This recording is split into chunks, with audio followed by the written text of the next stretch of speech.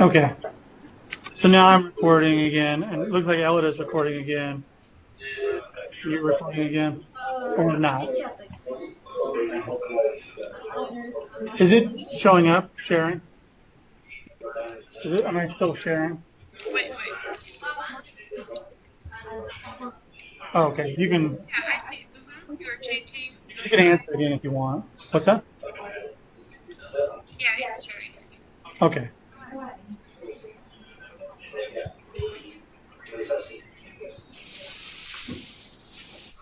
Yeah, I'm not sure. Okay. Yeah, rejoin.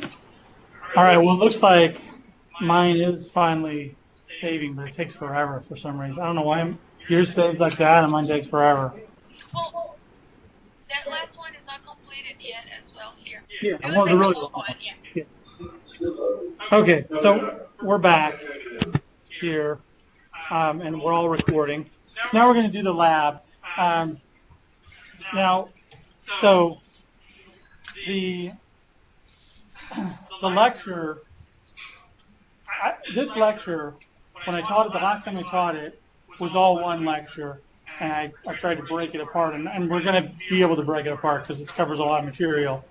But the lab kind of covers both, which I don't think is a bad thing. So some of the concepts we learn in the lab, we might not talk about a lot of them until next week.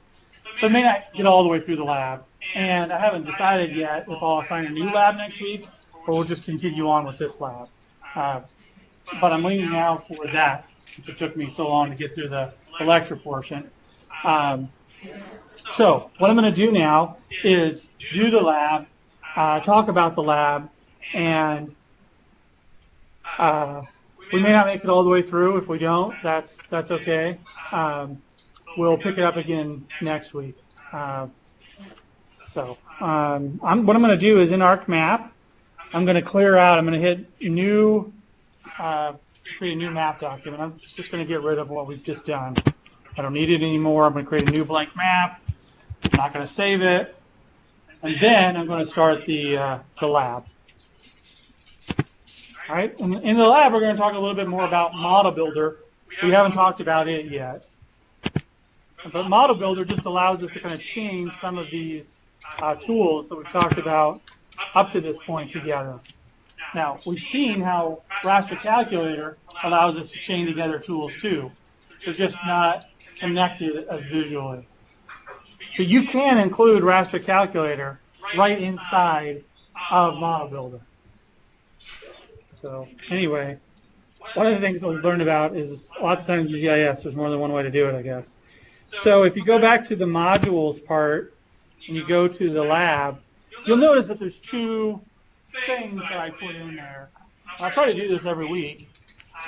We've got one, the quick link to the text and the data. And that's just a link to the file. If you click that, you'll get a download of the zip file that has everything. This one is where you'll actually go to submit your result. But you can also get the data from there. I didn't upload it twice. I just put two links to the same thing. So I don't know if I'm kind of getting used to Canvas like everybody. So I don't know if we necessarily need to, but I've got two there. So now you can download that. It's a zip file, so you have to download it. So we took it into Canvas as well. Right, yeah, that's the preferred way to Canvas. Yeah. So I downloaded that, and I can go ahead and show in the folder, double click into it, and take this lab 1 folder, and I'm going to copy it into that same location I've been working on. C temp SA is where I put it.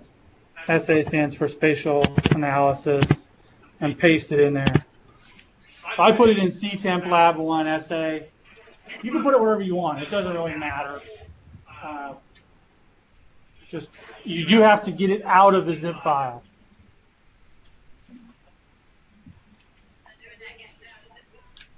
Yeah, copying it out of the zip file does that. You can extract it, that works too. So once you do that, if you go to the lab, you'll see the text of the lab. This is not it. That's it. I'm going to close this lab up just so I don't get confused.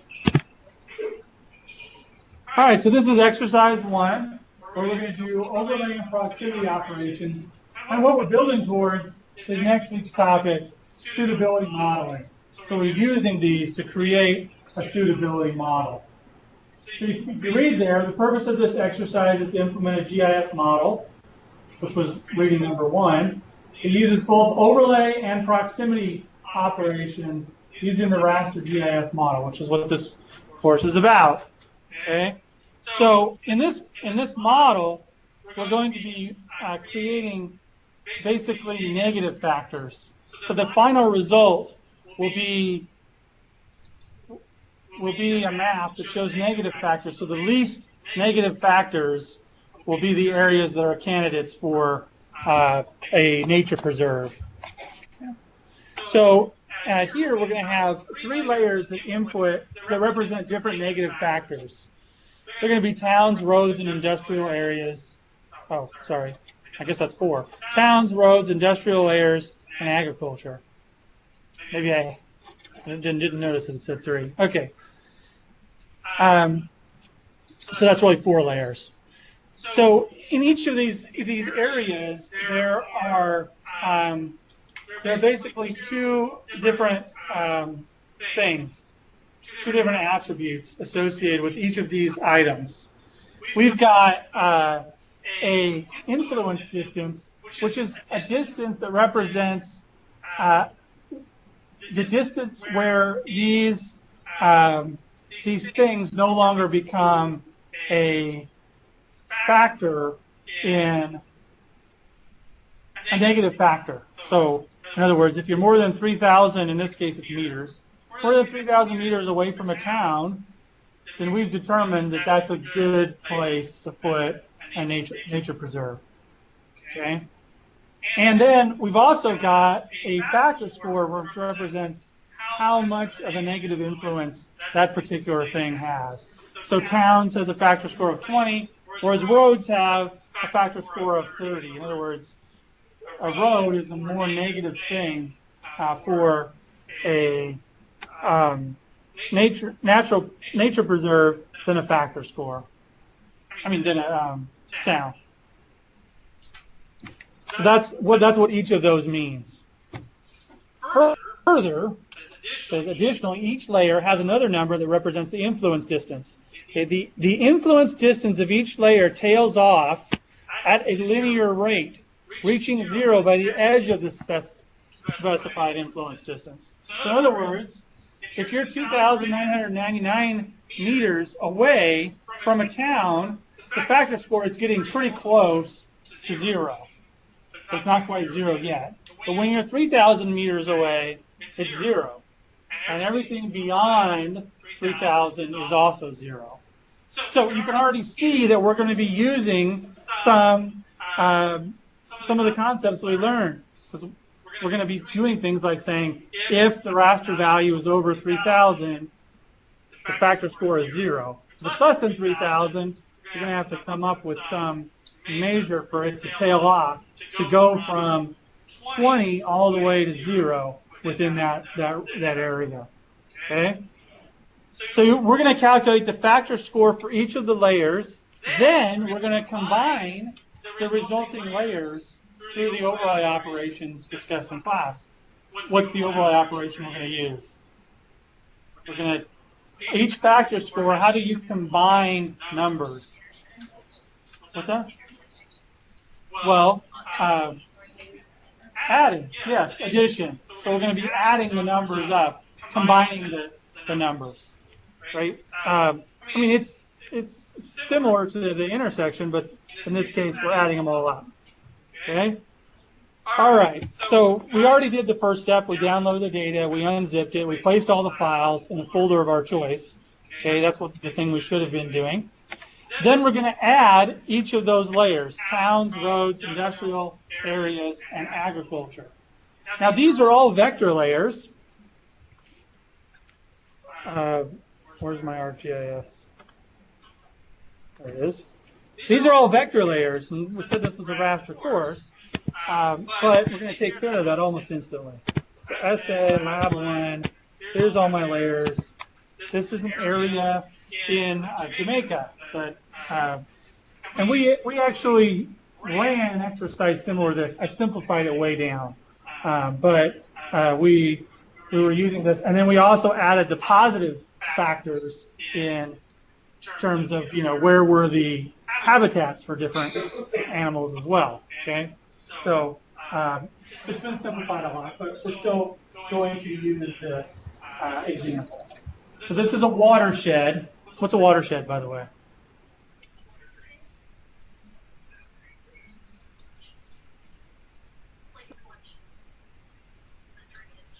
Yeah, we're going to cover this in this class. A watershed, it may seem counterintuitive, is defined by a single point. So a watershed is all the area that drains in to a particular location, to a particular point. So it's all the upslope area of a point. So all the water drains off to this this particular. Yeah. So the basin is similar. Yeah, but what's that? Is it the same thing? Yeah. Yeah, it's the same thing. Basin. I think so. Because when you have all the watershed, Right. and when you have the slopes, and it's terminated by we call like water feature. Right. The basin. Yeah, but sometimes people use the term, they'll say like, this is in the Atlantic basin, meaning that it drains to the Atlantic. But that's a little, I guess that's all the upslope area of the Atlantic. But you could be, anyway. Yeah, the river basin. Yeah, river. If it's a river basin, same as a watershed. Okay, so that's what this is. So this represents all the area in a watershed. So the towns are the little dots, the roads are the lines, and then we've got two polygons. One, in my case, the purple polygons. Don't worry if yours aren't purple. Those represent industrial areas, and finally we've got agricultural areas. All right, and most of this agriculture area, just incidentally, is still sugar and coffee. There in this is in the kind of the northern part of Jamaica. So the highlands are more coffee, lowlands more sugar. I think, is it in there? Is the attributes in there? No, it just says agriculture. And we don't have elevation, which would be nice to have. Okay, so let's look at the lab here.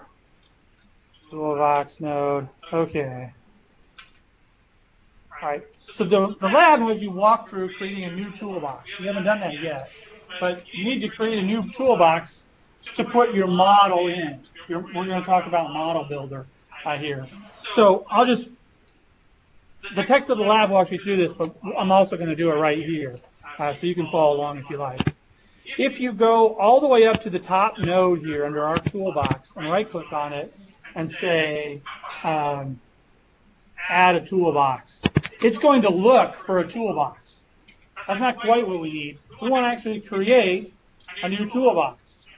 So let's go do that. I'm going to put that in the same folder we've been working on. So this is going to be in SA, in my case, temp SA lab 1. I'll put it right here, and I'll create it. And let me make sure I'm calling it what I said to call it. So we're going to rename the toolbox SA week 2. So I hit this little button up here called New Toolbox. That's the button I hit. I'm going to rename it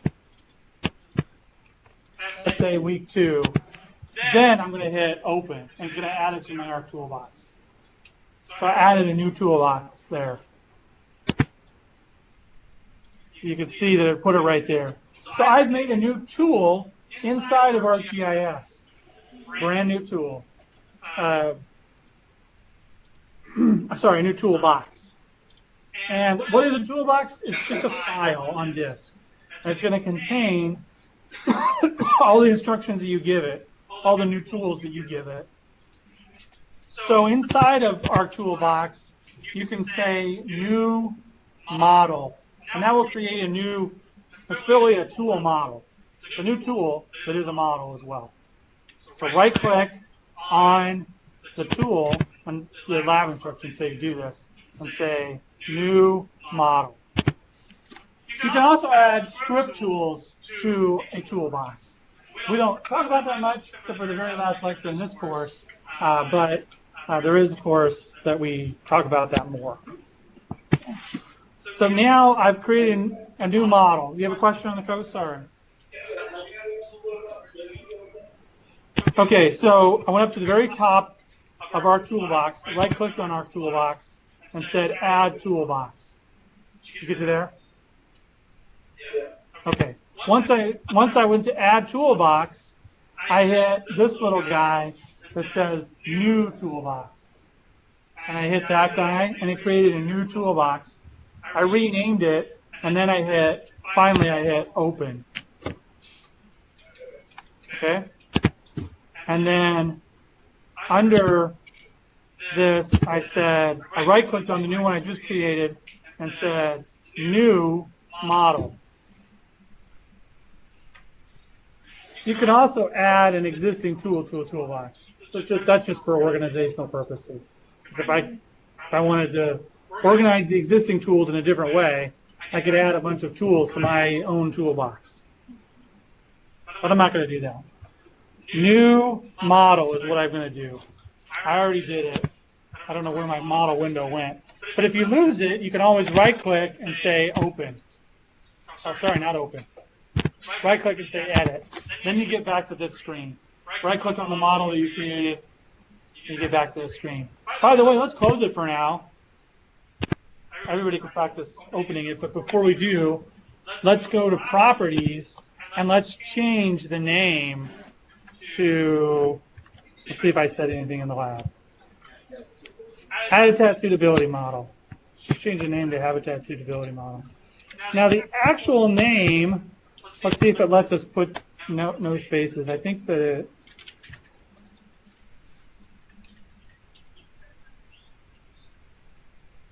makes me, what does it say?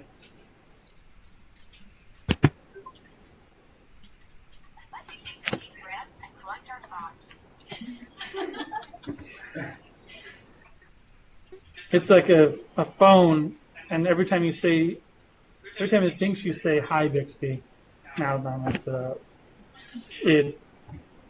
Now it thinks I'm talking to it. All right. Okay. So this isn't letting me say okay or yeah. So it needs to have underscores.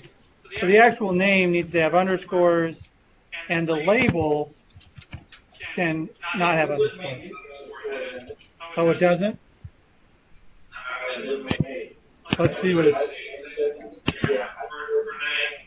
Okay. That's good. I'm going to do the same. Camel case means, for those of you who don't know, just take the spaces out, and so every time there should be a space, you just capitalize that word. What do they call it when the first one doesn't have it? That happens a lot too. There's a word for that. Anyway,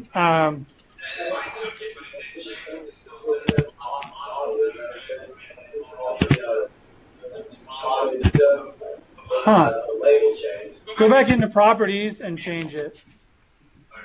I see. So the label is what appears here. Does that make sense? I don't know who asked that question, but yeah, okay, good.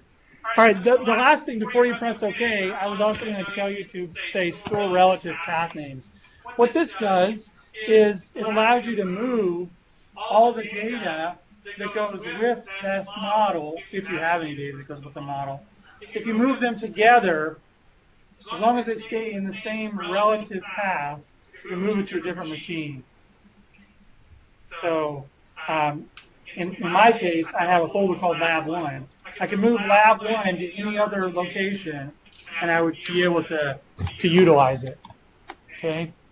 If I don't check that, if I move it from like a C drive to an F drive, it's going to give me a problem. Or even if I move it to a different location on the C drive, it's going to give me a problem. If you have, I think, and I've told you this, that store relative path names should be checked by default. I think a lot of people feel that way. When you check this on the map document properties, it doesn't work for the toolbox as well. No, it doesn't do the toolbox as well. All right, store relative path names. I like to do it on the map document as well, but. Yeah, I have this ritual. Yep. Okay, so I'm going to say okay here. And then actually, I think it's a good idea. I'm going to save this in the same location. This isn't the right one. This is from yesterday. If I go to C, temp, oops,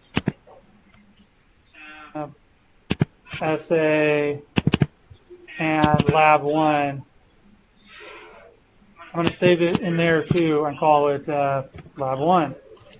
And then file, map document properties, store relative paths.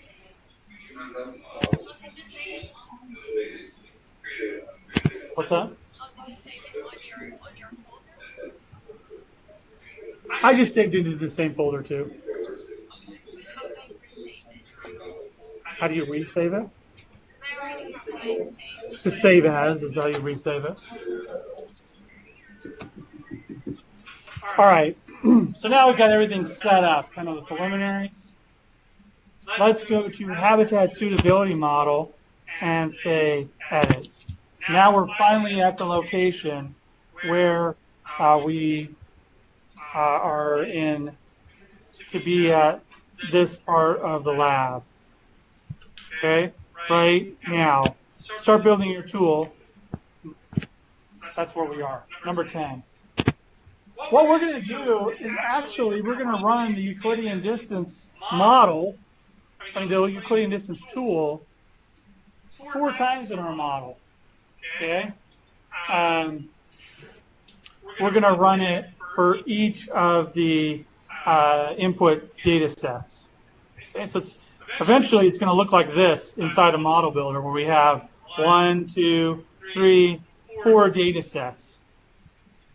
Okay, and these represent towns, agriculture, roads, and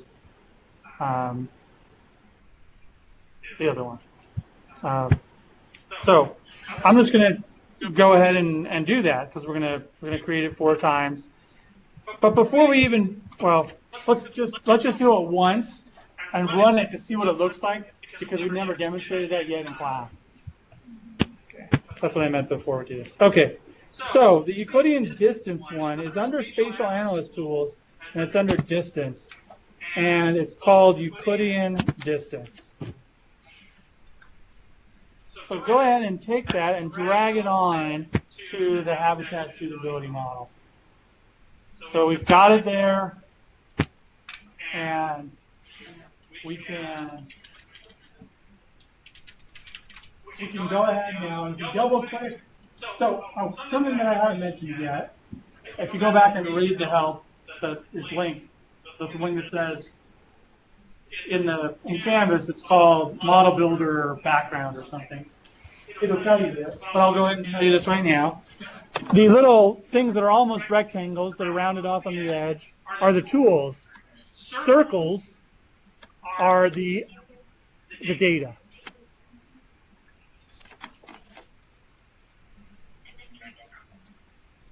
I can help anybody out.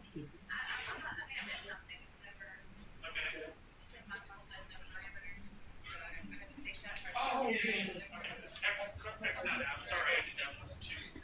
Right-click habitat this time hit. Then now if you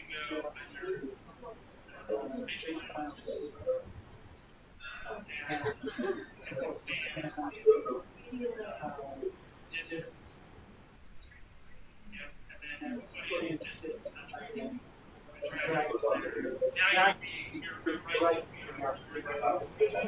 Okay, cool. All right. So the rectangles represent what? Did I just say? The tool. Circles represent data. In this case, output. They'll change colors actually to show whether they're inputs or outputs. But right now, they just represent some data.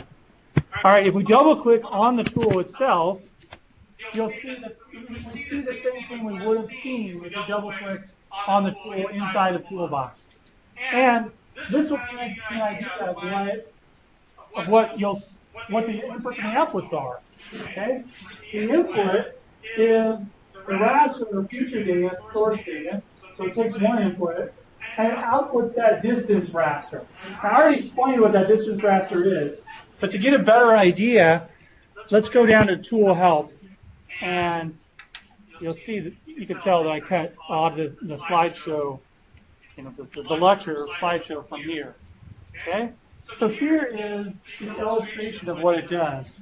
If we've got a data set, and that data set has any true values, these are 1, 1, 1, and 2, what it does is it calculates the distance in every other cell value back to that value. So here we get zeros. Why are those values 0, these 3 values?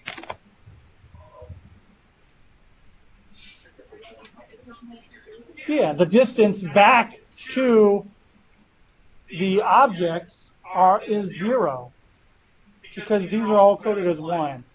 Okay. Now these are all coded no data, and so the distance back from here to here is 1. 1. Now, I'm not sure. It'd be good to check. I don't know if this was assigned a value of 0, if it would go back to it, or if it thinks that's more like no data. But in any case, one of the things that you should pay attention to here is it says that it does say, the value of 0 is considered a legitimate source. Okay, so it does have to be no data values. So the source is any non-no data value. So this is the distance back to any non-no data value. So here, see where I'm pointing right now? The value is 1. Why is the value here 1.4? Yeah, it's a corner. So mathematically, why would it be 1.4? It's actually probably more, it could be more precise and it wouldn't be exactly 1.4. Anybody? Okay, let's say we had, it's the distance from the center of this cell to the center of this cell. So the center of this cell, 1.4 is the center of this cell to the center of that cell. And this is assuming that all the cell sizes have a value of 1, by the way. So the center of this cell and the center of this cell is 1.4 away because the distance from here to here is 1. The distance from here to here is also 1. And so the distance from here to here is 1 squared plus 1 squared, which is 1. And then the square root of, sorry, that's 2. 1 squared plus 1 squared is 2, so it's the square root of 2. So that's why it's 1.4, okay, mathematically. And so anytime you get a diagonal, you're going to get those kind of values. Okay. Now, this one has a value of 2. Why does it have a value of 2 and not a value of whatever 2 squared plus, Pythagorean, this would be 2, 2. What would that value be? But anyway, right, I guess what I'm trying to say is this value right here, the center of this cell, the closest value is back to this cell, not to this cell. So it's always the shortest value. It's always the smallest value. Okay. All right. So if the cell size was 5, it would just, the actual values in the output would actually be 5 times these numbers. If the cell size was 10, it'd be 10 times those numbers, and so on. Yeah. All right. So polygon feature, you can use polygons. That's what we're going to use. So let's go ahead and set this up and run it once for our data. So here we're going to choose as a drop down, we're going to choose, let's start off with the towns, the first one on the list. Okay. Now, by the way, we didn't look at it in the help, but the direction raster tells you what direction it is back to the cell. So it assigns out the values for every cell, the direction back. I think it'll explain that better. That doesn't explain it any better, does it? Oh, here it does. The direction contains a calculated direction in degrees. Each cell center is from the closest cell center. So 0 degrees to 360 degrees, due east is 90. Okay, so for example, whoops, that's what I meant to show. So the direction raster right here, for this value, the output would be 90 because the fastest direction is right back here. Okay, right here, it would be 0, straight up north. Okay, right here it would be south, so the value would be 90, 180, and right here it would be to the west, so the value would be 270. Okay. So the Direction value may be important for a particular application, but it's not important to us, and it is optional, so we're not going to include it. All right.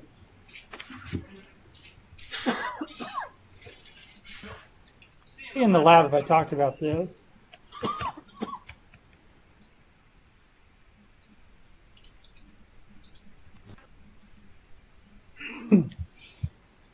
Okay, I did not talk about this. I should have. I don't see it mentioned. So the default cell size that shows up here is 69. I don't know why that's the default cell size. Also, what's the direction that shows up? I mean, what's the extent of the output going to be? Who knows, right? What's that?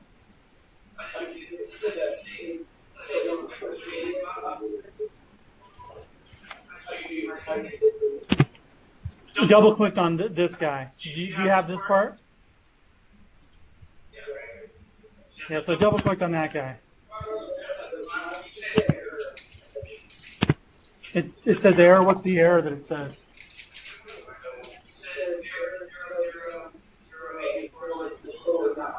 Okay, so let's go up to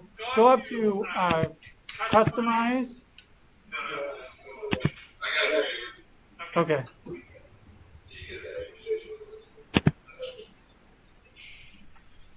Yes. So that cell size that is assigned at 69 values, that's saying every cell with the count and it has that value? No, what it's saying is when this is done, when it runs, the cell size is going to be 69 in the output raster that it creates. So we actually want to change that value because we don't want the output to be 69. Also, we don't know what the extent is going to be. What's the extent of the result? So we need to change both of those. But interestingly, you won't see the environment. See, there's no environment thing to change the cell size, right? Well, yeah, you can change it right there, but there's nothing to change it here. For now, let's just change it right there in the output cell size. Let's change this to 10. So just zip and 10. Yeah, go ahead. Is that SHP for shape? Are you not going to do it right now? No, I don't see. Distance raster?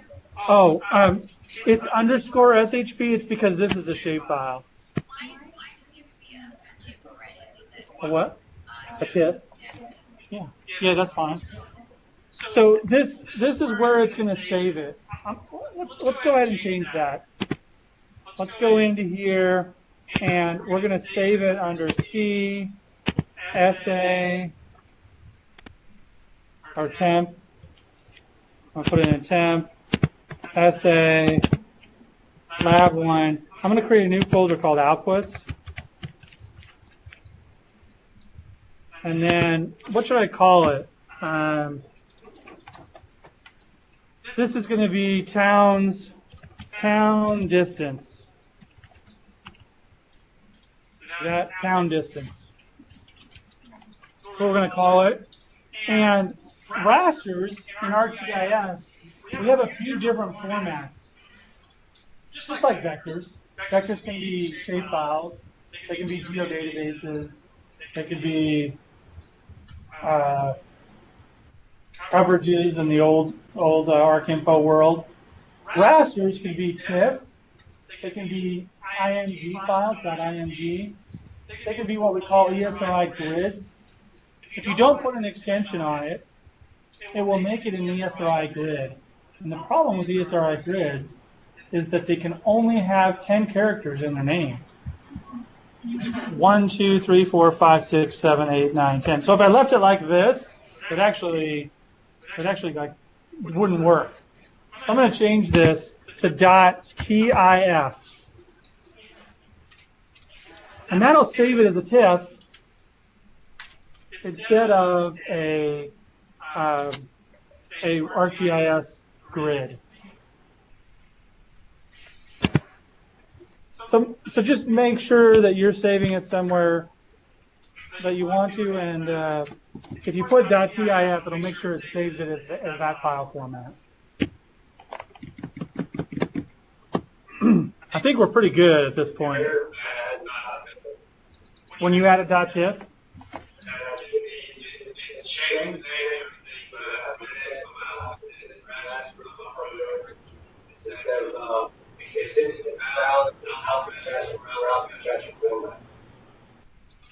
Okay.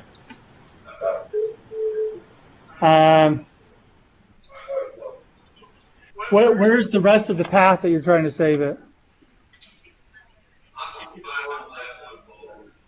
Okay. Okay. Well, what happens if you remove the .tif?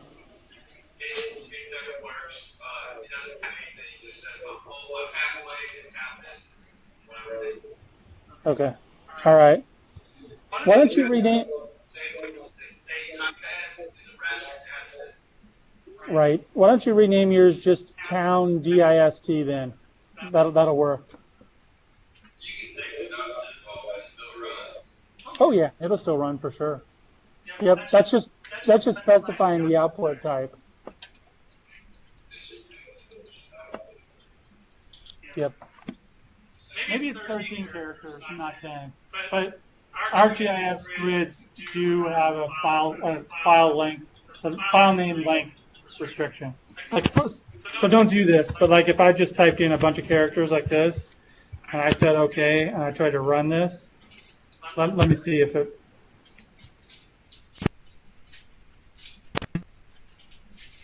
None of the processes are ready to run. Okay, second. Yeah, see how I get an X now if it's too long? So it actually says it is longer than 13. Okay, so that's the problem. It's 13, not 10. So town distance would work. But town distance.tif also works for me. I don't know why it doesn't work for you. Maybe it can't save TIFs in that location for some reason.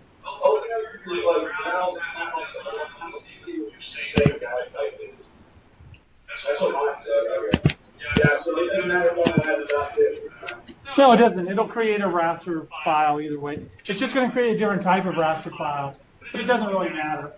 I'm curious as to why it doesn't work, but it's not necessary. All right, so if I say OK now, see how it changed colors? And now the green circle represents an output, the blue circles represent input, and everything that's colored represents that it's ready to run. All right. So now it's ready to run this model. And I'm going to hit run, and it will run it. Does everybody's run? Oh, the run is the little triangle. I'm still highlighting it on the screen.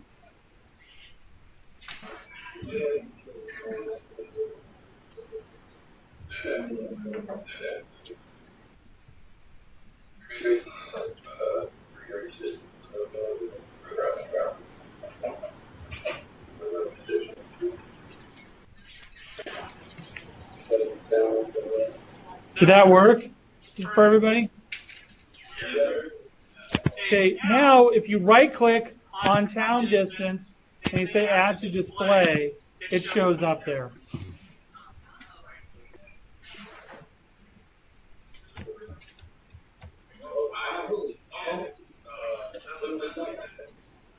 It doesn't look like that?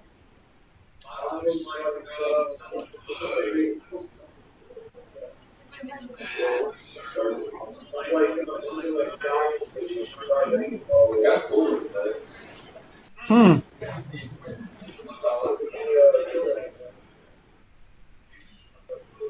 All right, so it's not just that the colors are different, it actually looks a lot different. Did you choose towns?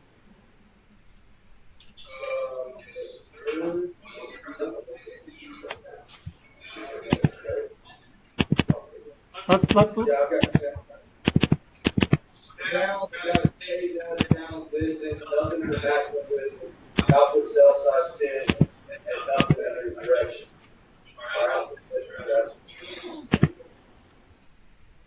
I think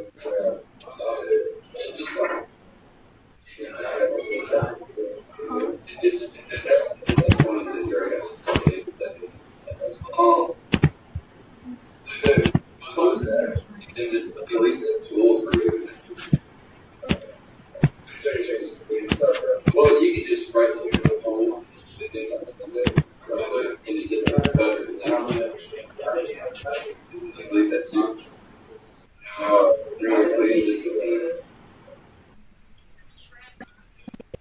Did it work?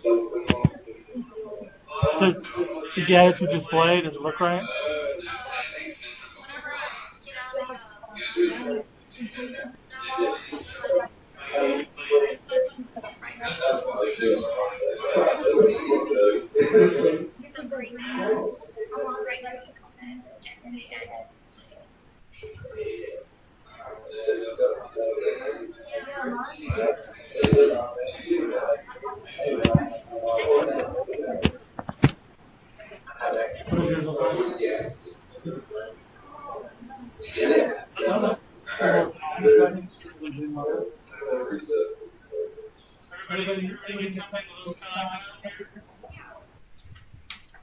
So on the coast, did anybody get something that looks like this?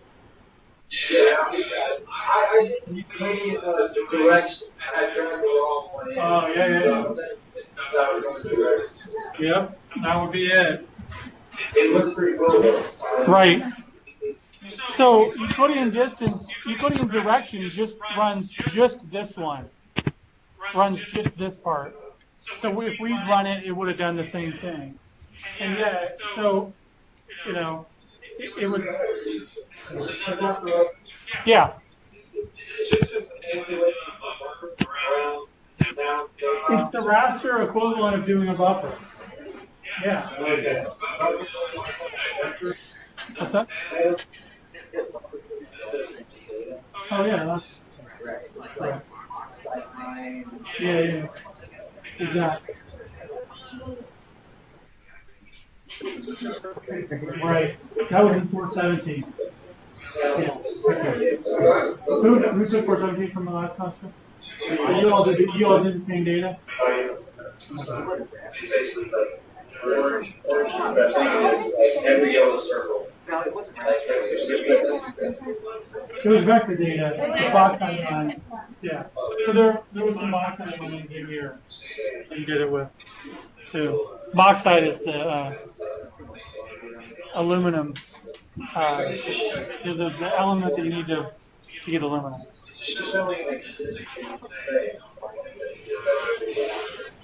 Yeah. Okay. So.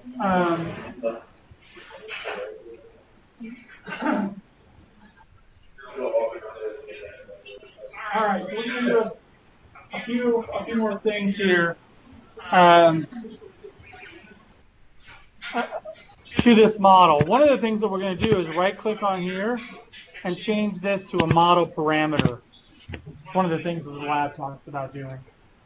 What that does is it allows somebody to run the model and put their own value in here. So anyway, watch this really quick. If I close this, if I say save and close it down, now when I double click the habitat suitability model, towns, I could leave the default, which is towns, or I could change this to roads and run it again. You don't have to do all this part. This is just me showing you why it's. Yeah, go ahead.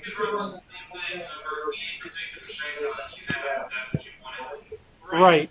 Yep. Yep. Now I have to.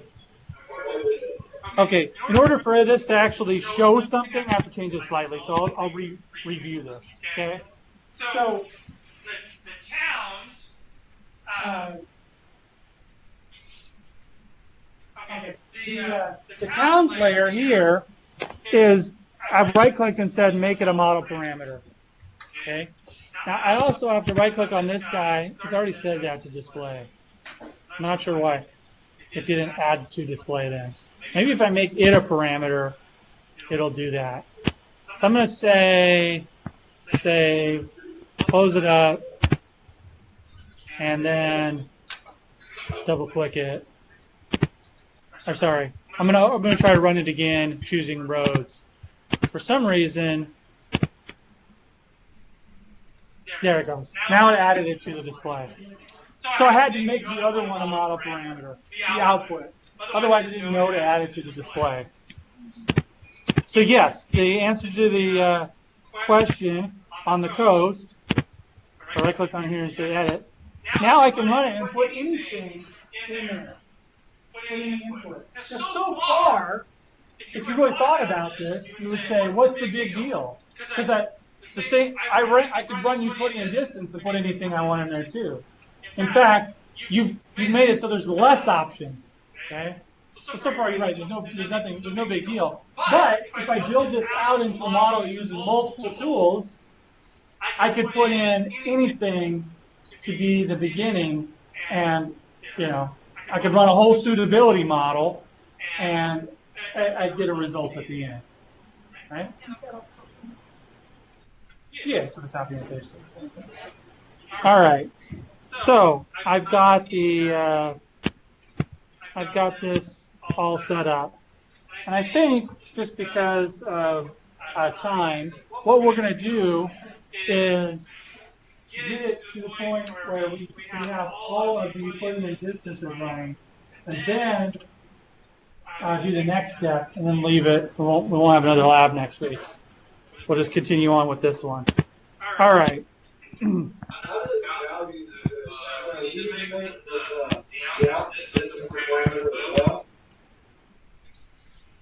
The output distance. In order to see it, you don't need to do it. No. Yeah. In order to see the result and have it automatically added to the display, it needs to be a model parameter. But we're going to build on to the end of this one. We're going to build on to the end of this guy. So at the end, this won't be a model parameter. But I just did it for now. Just to show you how it could be run on a different layer. Okay? So this one will be a model parameter, but this one is not. So that's the way it needs to be for this lab. Yeah. Right. Yep. So far I did this. I right-clicked. I made it a model parameter. The input rectangle. Let's see. Drag a rectangle. Okay. So now I'm going to do this. Drag a rectangle, select everything currently on the canvas, and copy and paste the operation 3 more times. So it's going to look like this. I haven't done that yet, but I'm going to do that now. Is that is that with the extra stuff you did to show us, or is that still all of that? The part where I added towns, is not in the lab, but it will be in the lab. Right. So in the lab, I just copied it and then filled in the parts. So in just a second will be where the lab is. So what I'm going to do now is copy this thing right here. I got to select everything. So I'm going to select it all like that. I'm going to highlight it all, and actually make sure that if you did change this so that it's not a model parameter anymore. Okay. Highlight everything. Make sure you highlight everything, and then say right-click and say, well, yeah, you can go copy, or you can say Control-C, and then you're going to paste it. 1, 2, click off, paste it again. Oops. Yep. So I did it 3 times. Now, if it looks all crazy like this, just hit this auto layout button, and then full extent. Auto layout, full extent. But you want to paste it 3 times, then hit those. Okay.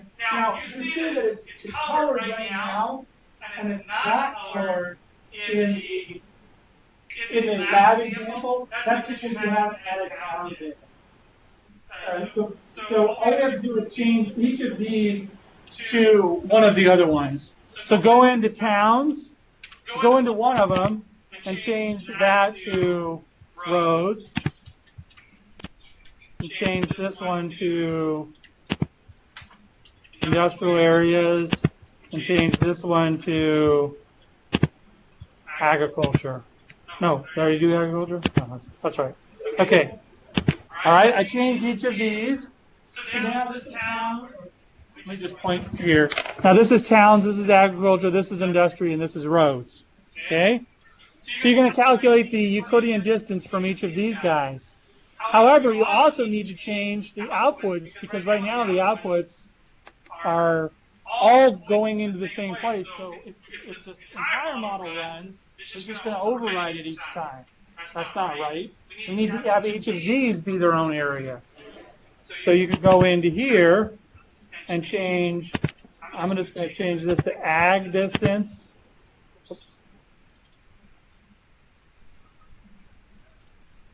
I got that as ag distance. I'm going to change this to I'm going to call IA distance for industrial areas. And then finally, this one's going to be road distance.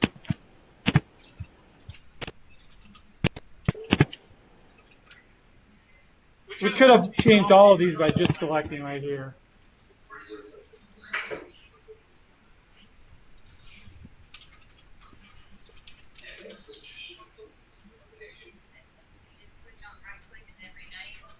I'm sorry?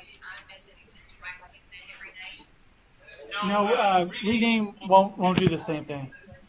You have to open it. Yeah, renaming it, that's a good question though. So any of these, if you rename them, what you're doing is just changing what it's called in the model. It's purely a display thing. So you could rename these instead of calling them Euclidean distance 1, 2, 3, and 4, call them something else, but it's just for your benefit. You actually have to double click on them and change them internally to make sure that they have those values. Okay.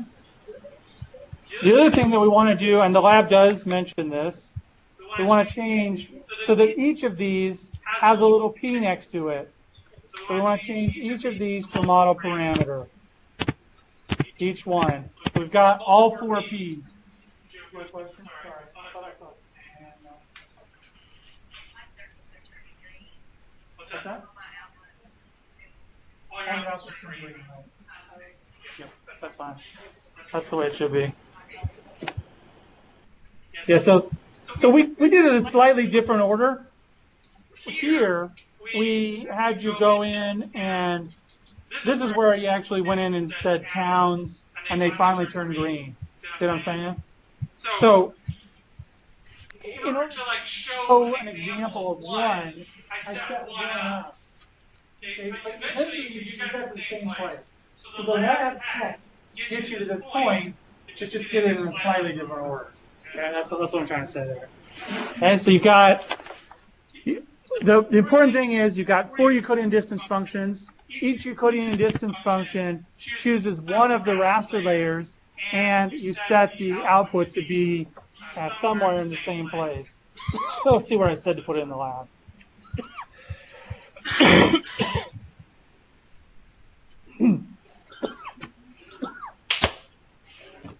Sorry. Okay, it doesn't look like I actually tell you where to put it in the lab. It doesn't matter that much because these are actually intermediate steps. We're not going to utilize those in the end. They're just partway through the process. Okay. Okay. So we're all the way 17. Yeah. Hopefully you'll rename each of the E distance outputs at this point. Yeah. Yep. So yeah, we're at 17. 18 is kind of optional, but what this is doing is saying, okay, if we want to rename this one to Rhodes distance instead of Euclidean distance 4, we could do that. It's not, like I said, that does absolutely nothing except for, makes your model neater. Neater. More neat. I don't know. Okay. All right.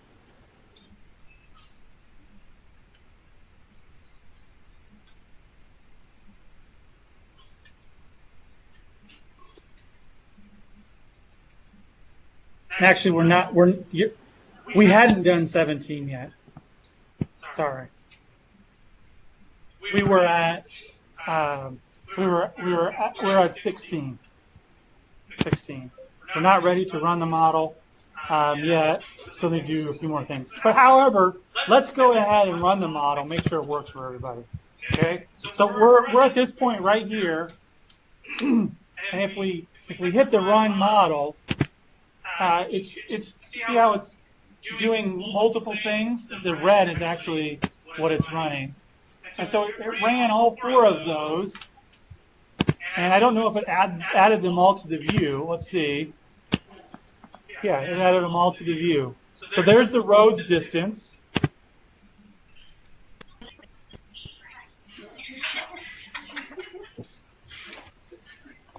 There's the IA distance.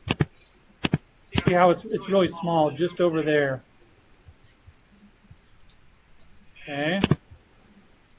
The IA distance. There's the AG distance. It doesn't look a whole lot different from this scale. And then here's the town distance. Oops. That's the town distance in the bottom. Okay. Now, again, the values here, if we zoom way in right here, where's the zoomer? Yeah. If we zoom in way in right here, you can see these are raster cells. And if we click on them, using the info button, if I click here, that value is 3,480. I click on this guy, 3,480, 3,485, 3,484. So it's slightly distance. So as I move out here, you can see how it's going way up. Well, this is 3,500 and something. So the center point of each of these cells is going up slowly. Kind of like a buffer, but we have a continuous value instead of just everything from a certain point. All right. Okay. All right, so let's go back to the lab here. Oh, by the way, did that work for everybody? Everybody in the coach, did you get 4 outputs? You did. did.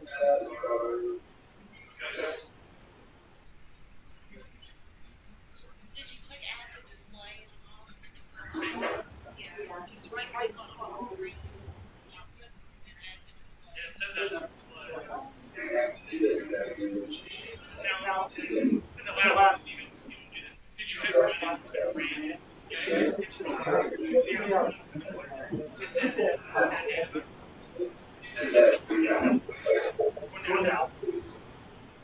so it didn't have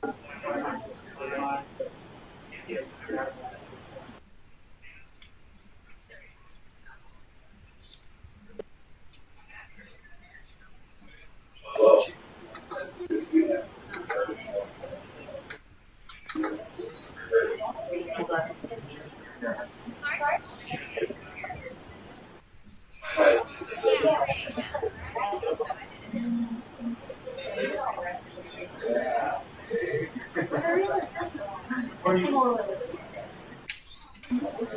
Yeah,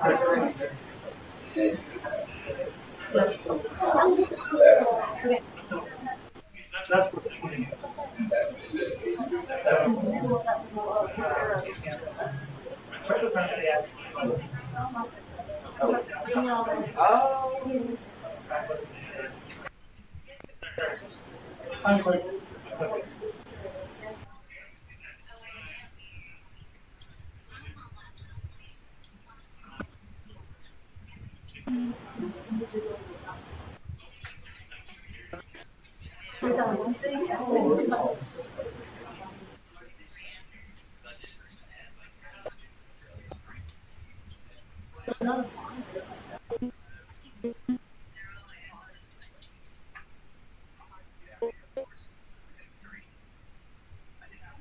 Okay, so your problem.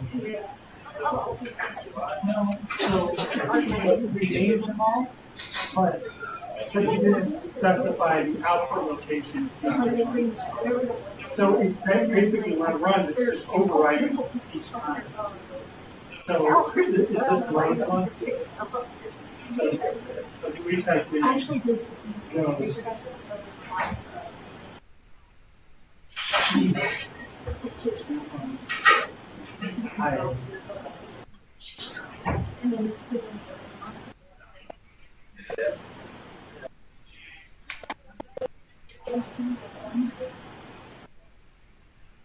Oh yeah. Now it's really on the alternative. And now they're persistent.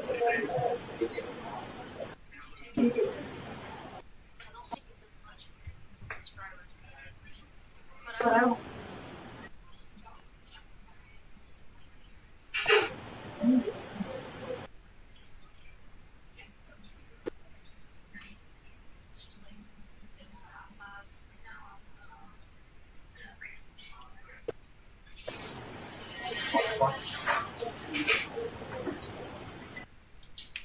Down.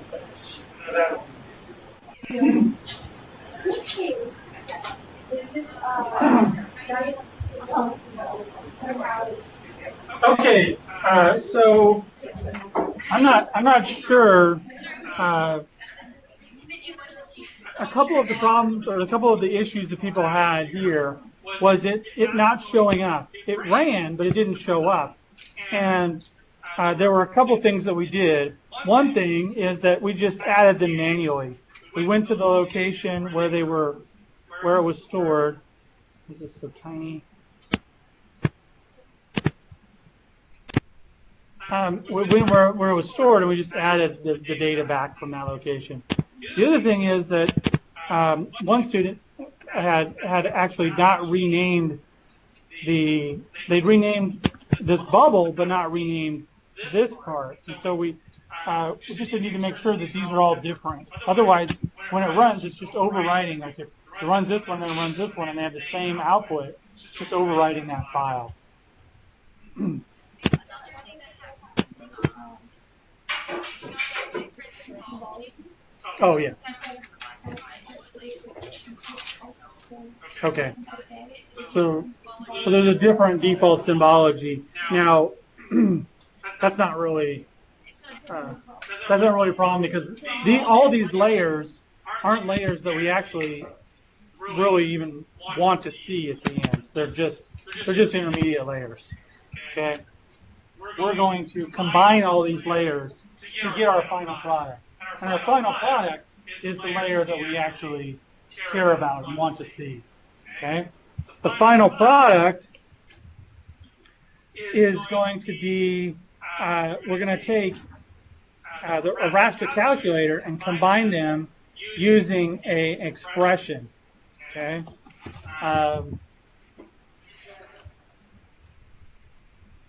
And the expression is going to look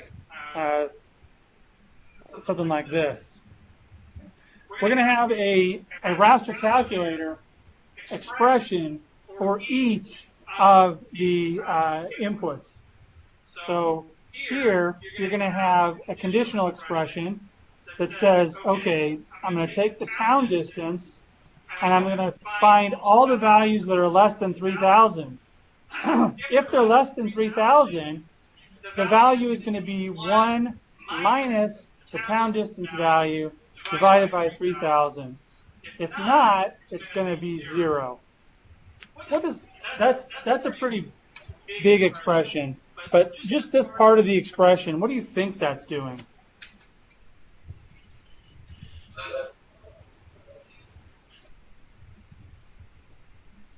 Let's just type in a few numbers here.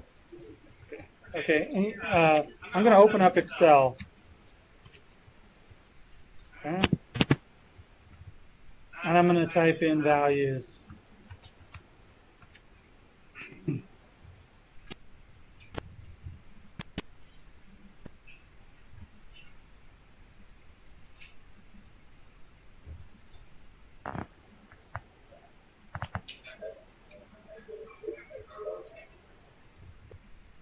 All the way, I'm just going to go, well, I'll go to 3,000. I'm almost there. 25, 26, 27, almost there, 3,000.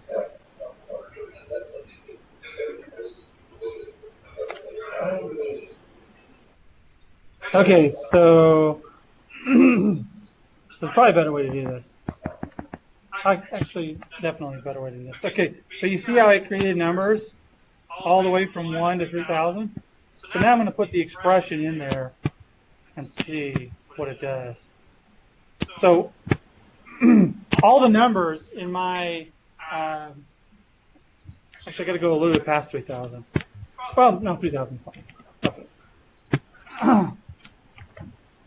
In order to get the point, I probably should go. Okay, so what I'm going to say here is 1 minus the town distance. This is the distance away from a town. Divided by 3,000. So let's do that. Equals 1 divided by 3,000. Putting all these numbers down. Whoops, it's not going to equal 1. It's going to equal the value in the cell. There we go. So now I have these values, and if I go all the way down to the bottom, I just fill them all down.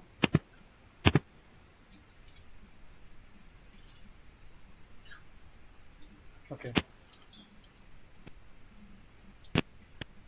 Let's make this a little bit easier. Just going to clear everything. Instead of doing every single value, right, I'm just going to do 1, yeah, 1, 100, 200, 300, 400. In fact, I'll make the first one 0. I'm going to go all the way to 7,005. Okay. So now I'm just going to do every 100 values, because that'll make it a little bit easier to explain. And then I'm going to say it's equal to this divided by 3,000.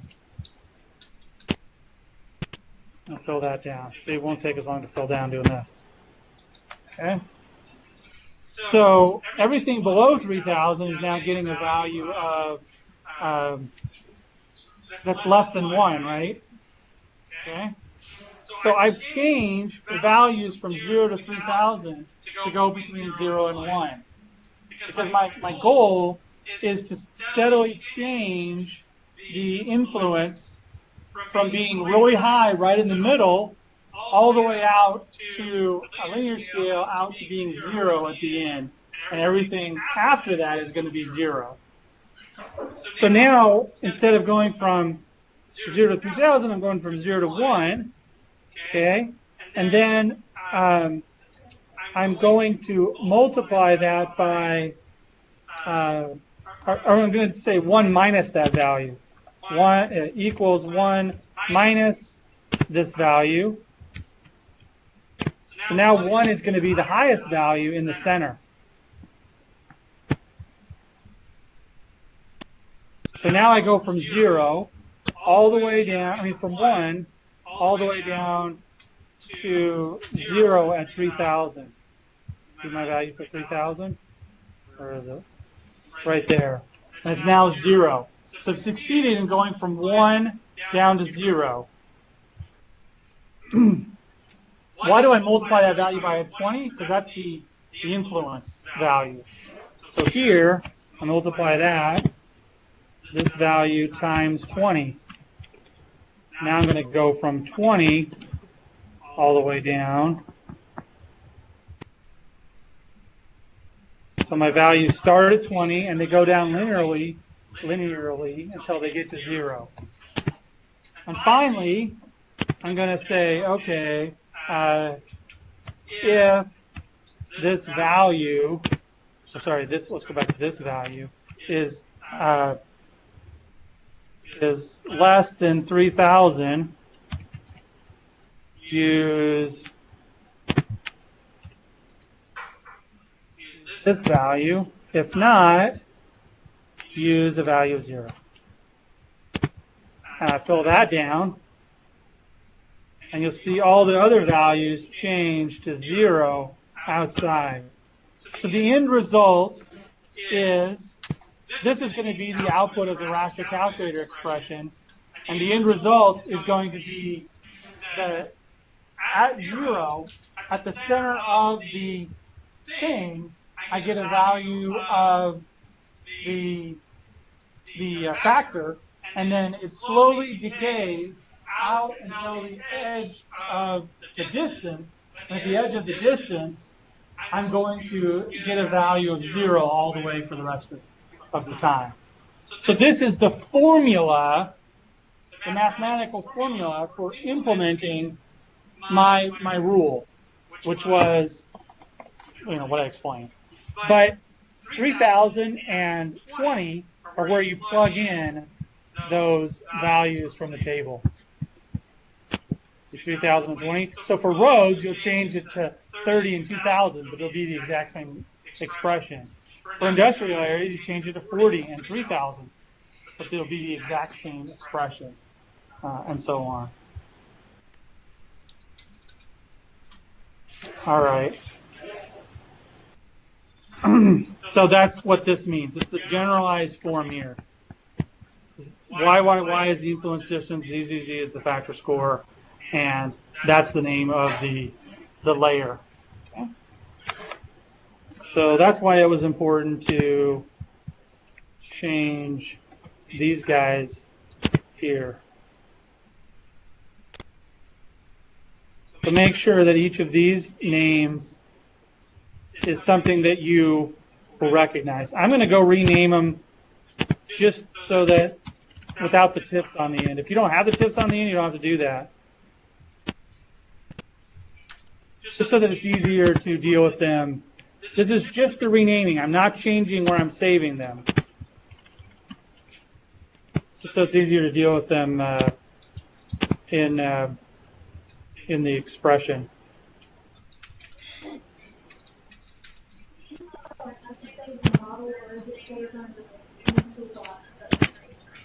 have to save the model every time you close it. Otherwise, it won't save. It is saved in that toolbox.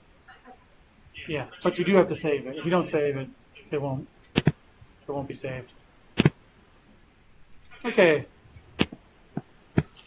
All right, so it's getting to be about 4:30, which is pretty close since we took a little break.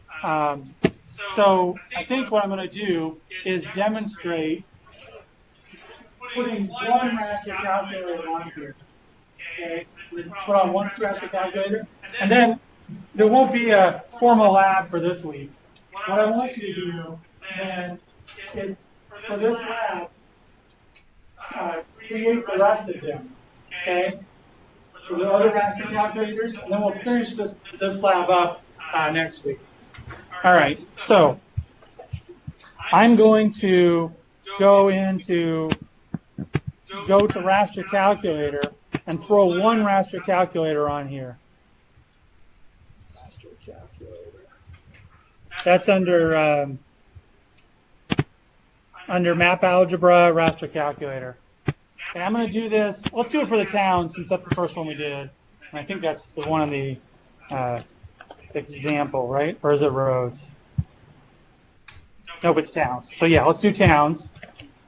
Okay. So I got my raster calculator here. And if I copy this thing right here, and I open up raster calculator, and I paste it right into the expression, like that, okay, I'm going to have to change the values, but it should work. All right, so what I do here, Y is going to be 3,000, Z, that's the way they say it in Canada, it's going to be 20, and then 3,000 again for Y. All right, both of the X's are a little bit different, okay? Now, I called it, make sure I did the same in the lab, I did. So it's just going to be type in town distance. It has to be the same case as you did before, and do that again.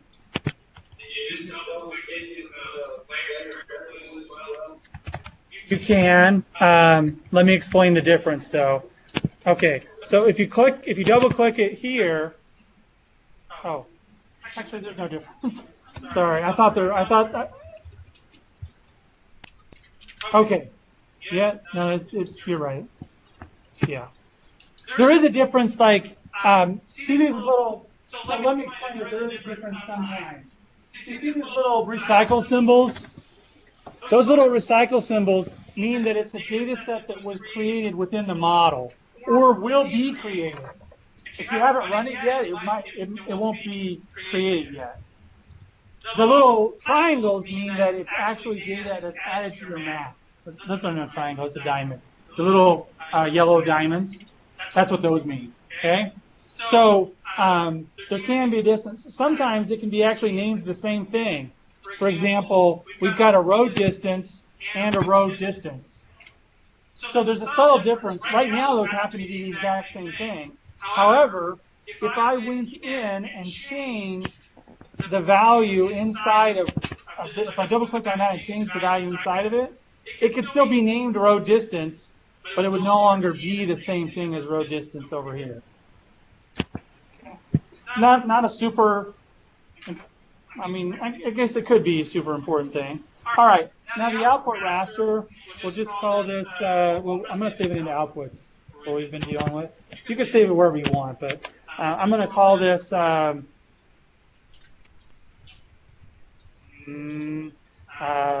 it's going to be town. Did I say anything in the lab? No, I just left it raster calculate 11. I'm going to call it The only reason why I'm saving these inputs, not like I'm not doing in the lab, is so that we can see the intermediate results. Okay. Okay. I'm going to call this town town factor. That sounds good. .tiff. You can do tiff or not tiff. Okay. So now I'm going to hit OK, and I'm going to try and run that guy. Oh, it's not going to let me run it. Why doesn't it let me run it?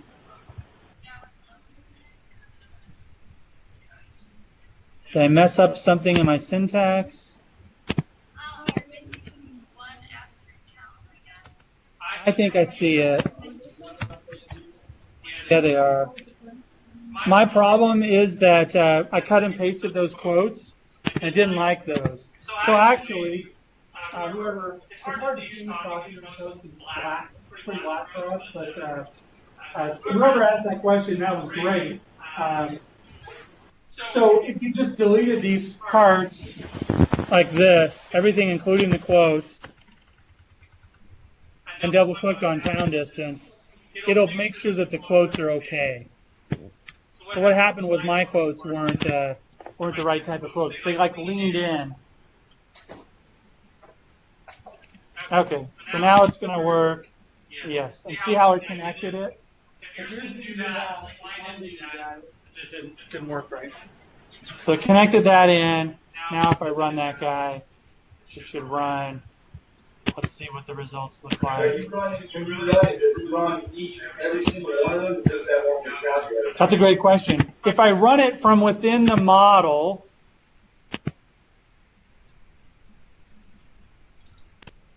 maximize. If I run it from here, where I press the run button, it only runs that one that's highlighted. Okay? If I close this up, if I save it and close it, and now if I run it from here, double click here, and get this screen, and I say OK, then it runs the entire thing all the way over from freshness. Okay, and then I didn't say to add to display, so I'll have to add it manually. So close this up, and I'm going to add in town factor. It looks like that. It looks a little symbolized a little differently. I can change the color. I don't know what color. I think it was using that one. Maybe not, but anyway, the symbology doesn't matter too much. So here, you can see all these values out here are zeros now. Okay? And, yeah, go ahead, sorry.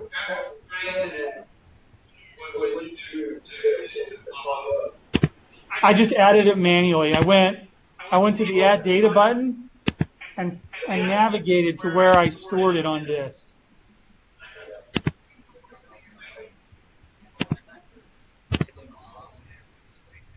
Yep. So because I didn't do that, so it was just noted that I could right-click on this guy and say Add to Display, and then run that guy, and it will add it to the display that way. Now, sometimes if you've deleted it like this, if I removed, I'm going to remove it.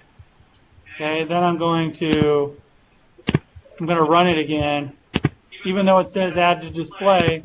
Even if I right-click and force it to run that one, oh, it's still added to display. Sometimes if it doesn't show up, you have to uncheck Add to Display and recheck Add to Display.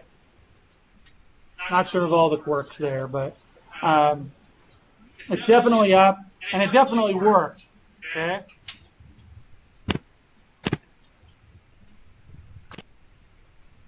Now, one thing that we could do here is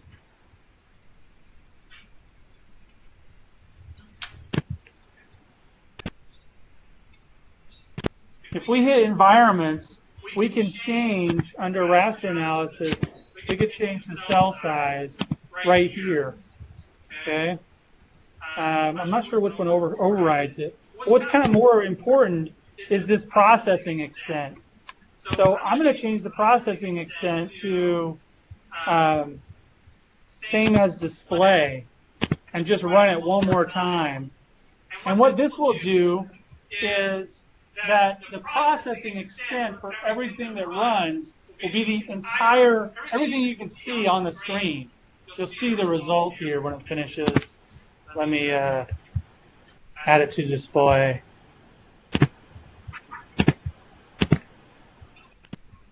See how it's now the entire area? It didn't cut it off at the towns. Okay? This will be important at the very end.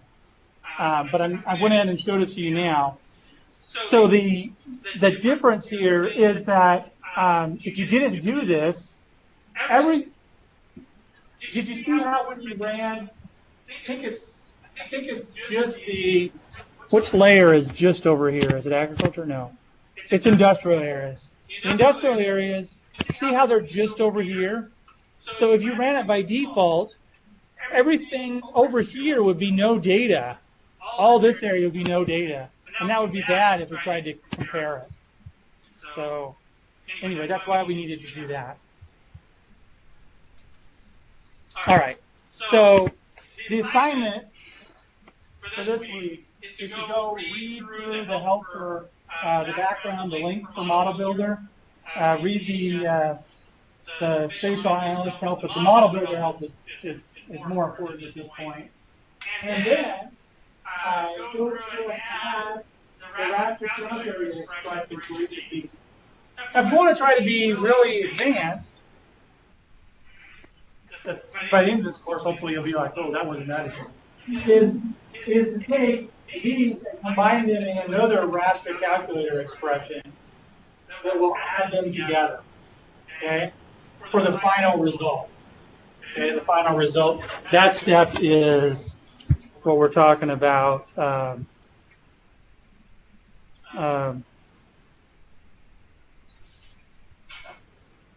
Right, that's what we're talking about here. Now it says the final results of each of the outputs using some of the methods we discussed in class. Okay, we haven't discussed those in class. Adding the factors together is one of the ways that we can create a suitability model, but there are other ways. Okay, and so we'll talk about that next week. Okay. All right. So. Yep. So the assignment will make more sense a little bit next week. I'm just reading over it. Okay, anybody have any questions? Just on how here. Okay. Okay. Now, is everybody else having problems? Anybody else having problems getting it to run? So like half the Hattiesburg people. Anybody on golf course having problems with it running? No.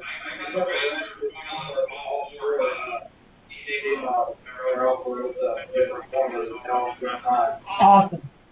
That's great. And if anybody else needs help, we can collaborate with you or with Corey. So anyway, the class period is over for today, and I'll help people up here, Corey, and you can help people down there, and then we can go and we'll be all set. Does that sound good? So you'll actually put it in this week, right? Right. So this one will actually do all the labs that we do. So this one should do 2 weeks after. Okay. So we'll talk about how to finish it off. You can, if you want, finish it off, but I haven't even talked about the cell statistics tool, nor have I talked about the different ways to combine the results. I'll do next week. That sound good? Okay. Awesome. I'll help out here. Oh, just gonna stop the recording.